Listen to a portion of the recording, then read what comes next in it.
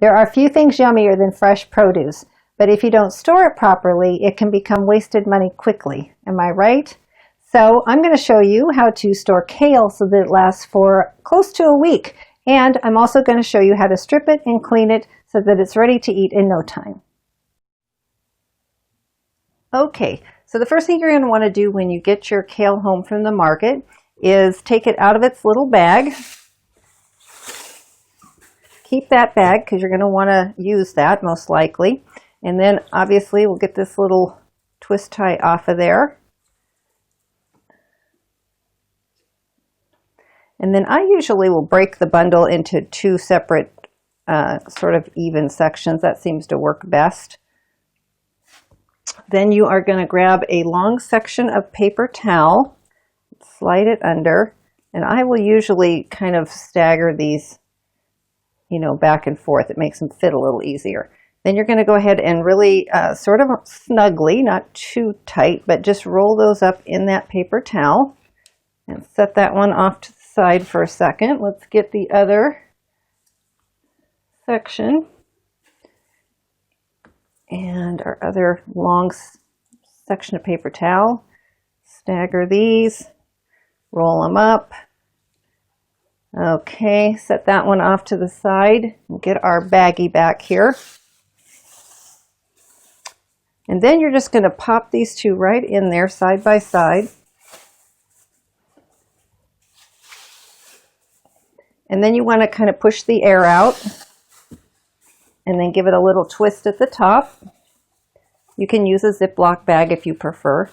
And then you'll go ahead and set that right in your produce drawer, and go ahead and do make sure that you don't have any fruits or any sort of citrusy products in the drawer, because that does cause a type of chemical reaction that can make your kale go bad faster. And the other thing is I would use this certainly within a week. It generally will keep well this way for up to a week. But kale will get a little bit more bitter as it sits day to day, so probably trying to use it sooner rather than later is a good idea. Okay, now once you're ready to get your kale ready to eat, what we need to do obviously first is clean it. Now, depending on what you're going to do with it, there's different ways you can do that, but the way I typically do that is I strip the stalks. And so what you're going to do is take one of these guys and you're going to just kind of hold it, go up a little bit on the stalk there, hold it, and then you just pinch and pull. And that will take away the biggest, meatiest part of the stem.